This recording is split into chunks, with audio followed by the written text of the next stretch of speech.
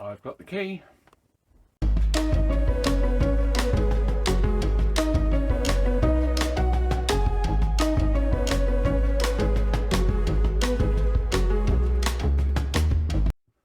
Hello and welcome to another MrBetaByte video, and this one's a little bit different insofar as I'm going to change the keyboard on this Lenovo E14 Gen 1. Now, I did try and find a key to replace the one that's missing. It's well and truly vanished. So I've had to get another keyboard, which wasn't cheap, but well, we have another keyboard. So yeah, I trying to get Gen 1 keys is really difficult, and I did try Gen 2 and Gen 3, and they just don't fit. They just won't fit. So that's the end of that. I did try changing the cantilever as well, because I did get that, and it made no difference whatsoever. In fact, I think that is the one that I replaced. So that it's sort of fitted, but you can't get the key. Just is just slightly different size-wise. So yeah, I don't know what's going on there. Maybe if you've had more luck, let me know in the comments. So I'm going to take this apart and change the keyboard. So all the screws are captive, so they won't come adrift, which I quite like about these. I also like the way the base is metal as well. There's quite a lot I do like about these, and one or two things I don't. They are well built. They're pretty rugged, but they only have one USB-C charge port, and if that gets damaged or broken, invariably that's game over, because well, I say game over. I seem to find an awful lot of these actually have a damaged BMS afterwards as well. So you change the socket and they still won't charge, and yeah, it starts getting a bit expensive, and these are getting a bit old now. Okay, so let's take out the battery. Right, so to get to the keyboard, basically everything has to come out. There's a bit of dust there, so we'll clean that through. So yeah, it's quite a job, and I did a video. Sometimes these get damaged. It's quite rare. I've only had a couple, to be fair, ever, but they can become damaged, and they'll short against the metal base cover, causing a drive error. So out of all the ones I've seen, I've only had that twice, but it's always worth bearing in mind. So there's a video on that. It's just short, actually, I think.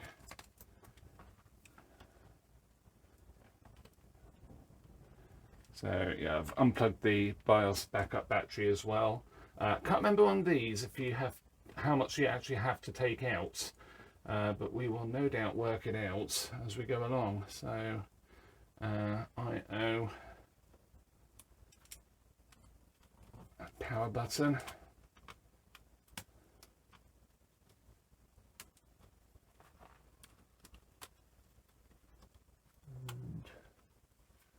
there's actually another connector there that's not used on this particular model, so that's fine.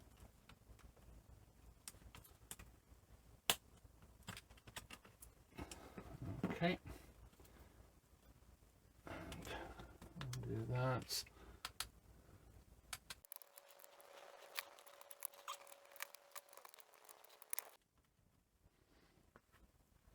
That one I always forget. When I'm putting it back together, I always forget where that is, where that goes, so that's always fun.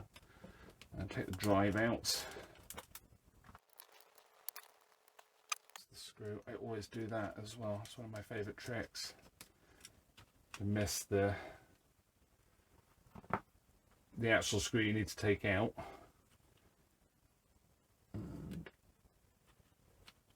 this can be a bit of a fiddle. There's a little press stud and it really gets stuck on the press stud, and if you're not careful you can end up bending this. So yeah, it can be a little bit of a fiddle to get back. I've just done a K14 actually, which is similar in idea but quite different to take apart.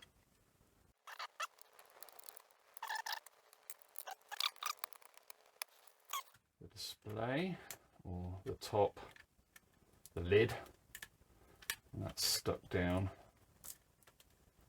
as well.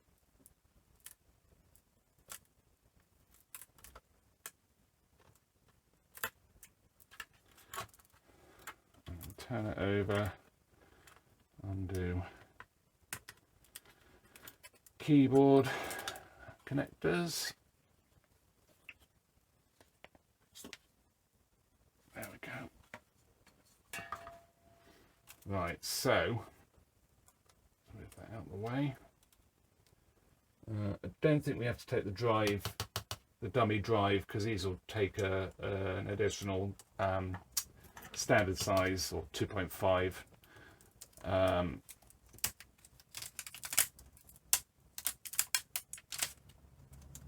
SATA drive.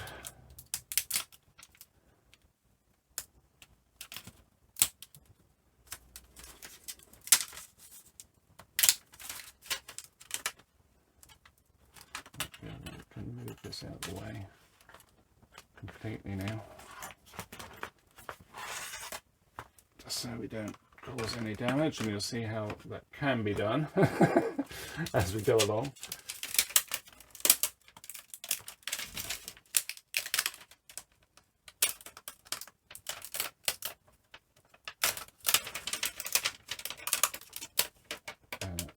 Being pretty careful taking this off, because we've got to reuse it, because it just saves any shorting onto the motherboard.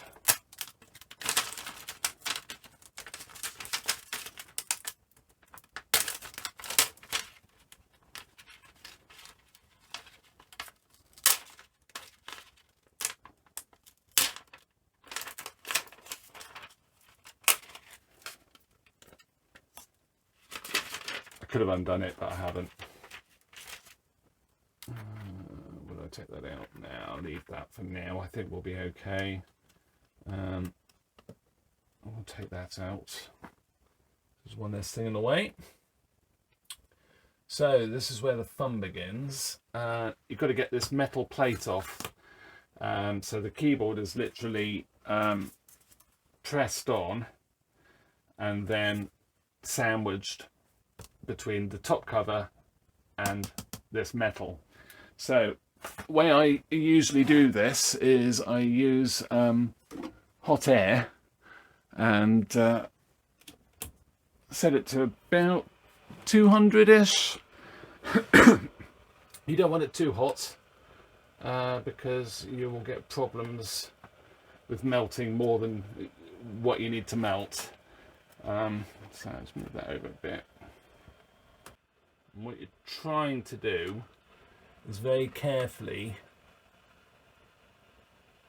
get it so the metal pulls up the plastic and pulls it up into a post, which is easier said than done. I should be able to use my hand now. And obviously try not to burn yourself because it is pretty hot. Ouch.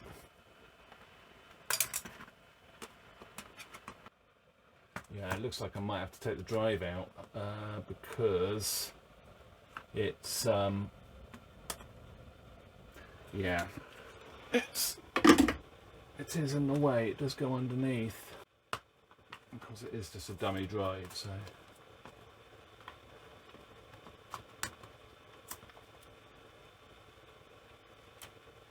yeah, it goes underneath. Wonder if there's any pads under there. Can't remember.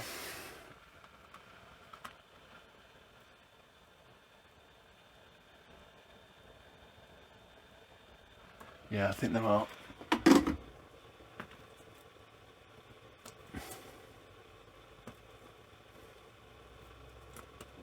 Yes.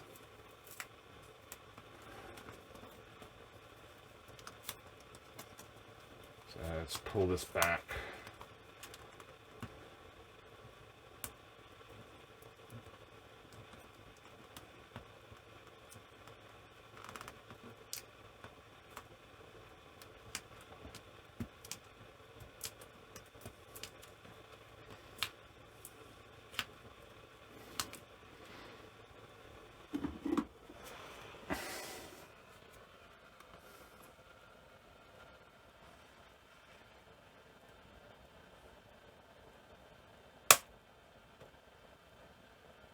I'm putting a little bit hard, to be fair, which is causing the plastic to break a little bit more than I would like.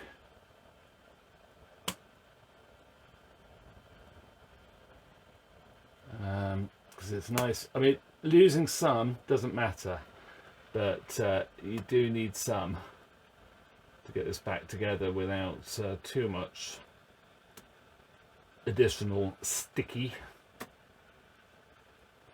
Well done, hopefully.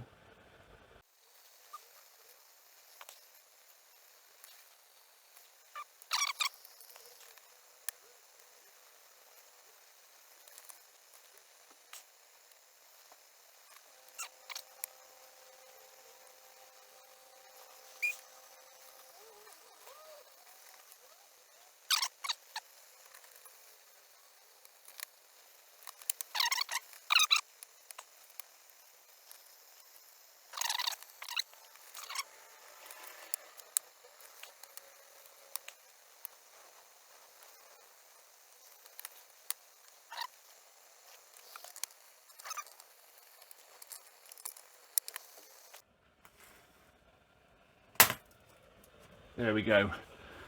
Oh, wires feed through there, and this hasn't become too distorted from that either. It's actually, it's not bad at all. Occasionally I sort of lift a corner up, but as long as it's not too bad, you'll be fine. You'll get away with it. So move that out of the way. So now this can be a bit of fun, because there's there's more. Some of them are what were used to hold the top plate, and some are separate again. And this plastic, it will melt, so you don't want it too hot. It's hot enough to melt the fixings and not the not too much of the backing. You don't need the backing.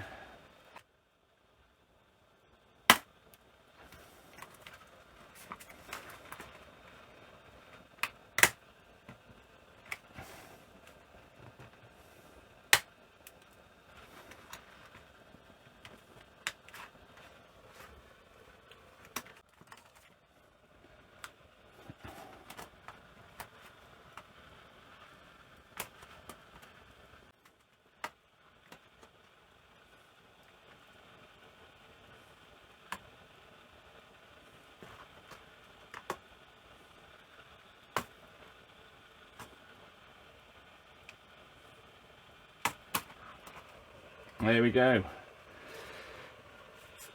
One removed keyboard.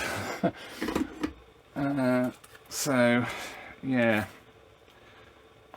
So obviously I can recycle the keys or keep this, and that'll all be good. Now the fun bit is, how much plastic have I broken off? I might have broken off too much for this to reliably mount back in.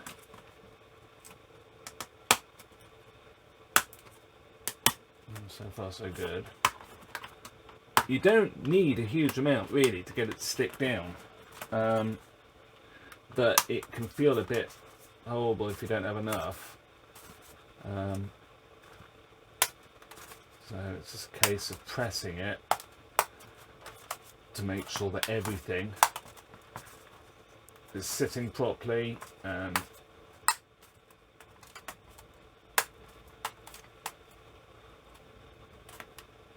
properly located.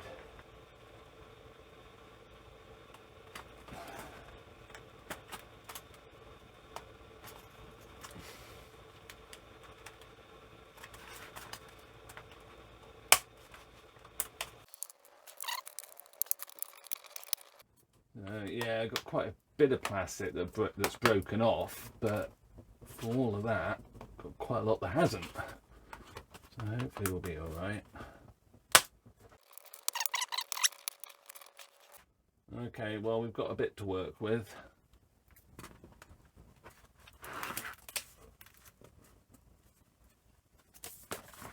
This side in particular seems to have really not done too well.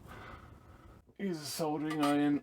Basically, it's a soldering iron that's had the tip taken off, just sort of flattened, and it makes a good sort of like press down to make the flatten it out. One thing I nearly didn't do was actually put this back on. That would have been bad. So connectors through there, and I need to do something with that as well. Right, I'll work this out and glue it, and then once the glue's dry, we'll put it back together. Let's crack on. Right, so slightly different angle today, but I'm not terribly worried about getting this completely and utterly flat. I mean, I've unfortunately broken more plastic off than I would have liked, but I should be able to press down majority of these. But the screws as well will help sort of keep it all nice and tight. So I think we'll be okay. So let's start pressing some of these down. This one or two aren't actually used either, or weren't used originally, so I should be able to get some extra purchase.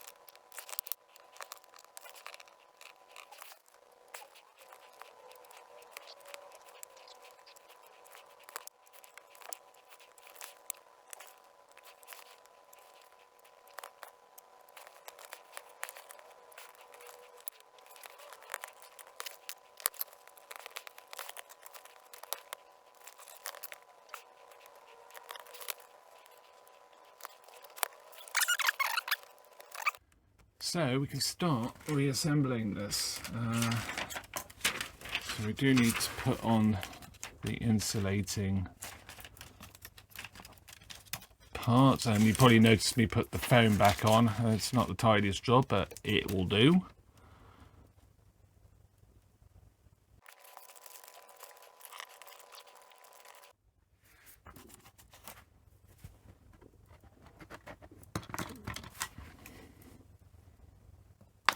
Just stay there. So just blowing through the fan there. So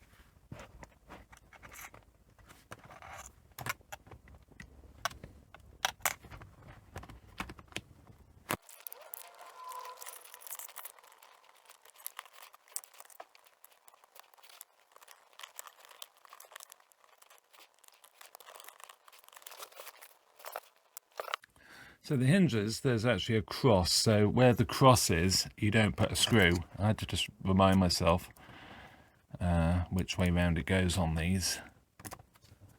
Some laptops have a little arrow that points to the ones where you put the screws in. I'm putting the wrong screws in there. There for the drive. Put the screw ones at the back where the hinges are.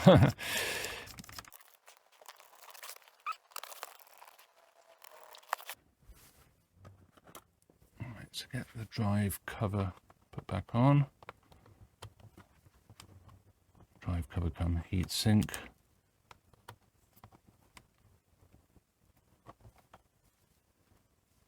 Am I putting that the wrong way? I think I am. Yes, I am.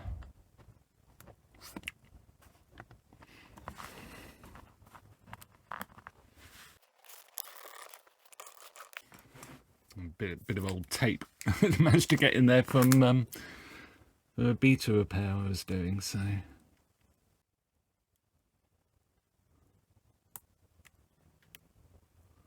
We've got 2 more screws.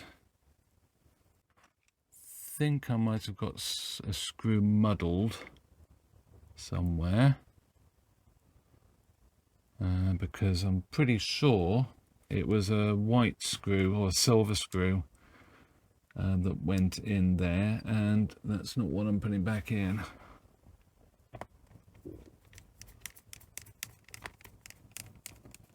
That goes there.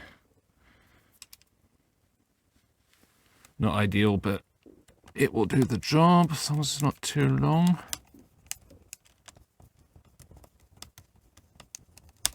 Yeah, it's fine. I've took my video back and just double check I've got them in the right place. Okay, so yeah, I've put a screw in the wrong place. So that one goes there. And I believe, there we go, didn't do that very well. I believe that one didn't have a screw in, but I could be wrong. It looks like it should have a screw in there. So I've obviously lost a screw somewhere. It's not overly surprising because I remember dragging them all over the place. I was trying to film that one sequence, so yeah, normally I wouldn't drag it about so much and disrupt the screws, but obviously trying to film stuff and get it all done, I messed it up a little bit. So I'll just see if I can find one. Yeah, managed to find one, so that's cool. Slightly different, not quite the same size head, but that's fine. It's gone in absolutely perfect, so I think we're about ready. Everything is plugged in. We've got the screen, Wi-Fi. You can of course unplug these connectors, but I tend to leave them on if I can help it. Saves the Wi-Fi module going walkies, but also I hate putting these things back on.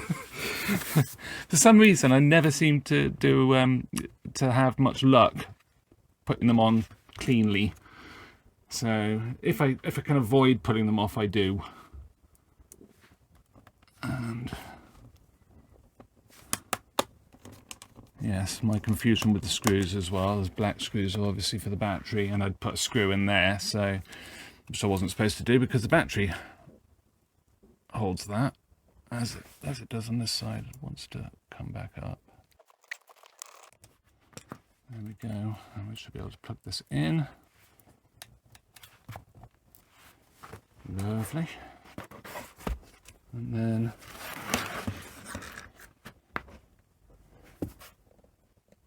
we've got any charge in it?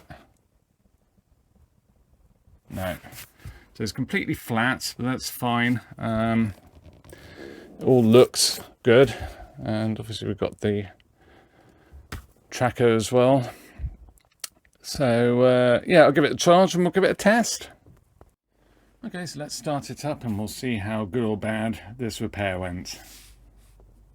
So obviously because the BIOS battery's been unplugged, you will get a few errors. I've already booted it up once, so yeah, I didn't get the I've already gone through the BIOS checksum fault and returned to defaults, which is fine for this machine. It might be worth making a note of your BIOS settings if you've customized them at all.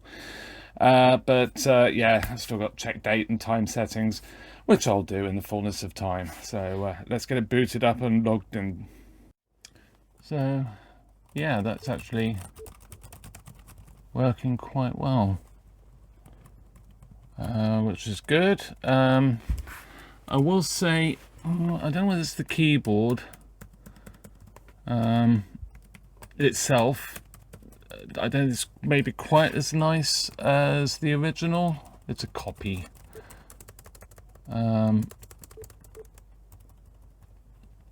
But yeah, track stick works. So yeah, there we go. It's actually gone in pretty well. There's a couple of bits that are little bits. You can see where there's a little bit of maybe not quite as even as I'd like, but it's fine. It feels fine to use, and just make sure, because you might still find one or two bits a little bit higher than they should be, and just pressing them down, usually that's enough. It has actually got a break in it as well. This laptop has had quite a hard life, so it's sort of quite bashed about, whatever. But yeah, that's working well. So yeah, so it's a big job, that's for sure. And there's quite a few laptops that use a similar sort of method to mount the keyboard. It's certainly not as easy as the good old days where you could just undo the tabs from the top and lift the grill off and take the keyboard out and unplug it. You know, those days are gone, it seems. Although some laptop manufacturers still do that, or going back to it, which is great. But yeah, it's a big job. So yeah, hope you enjoyed this one, and lots more coming up. So like and subscribe would be fantastic, and hopefully see you in another video. Bye for now.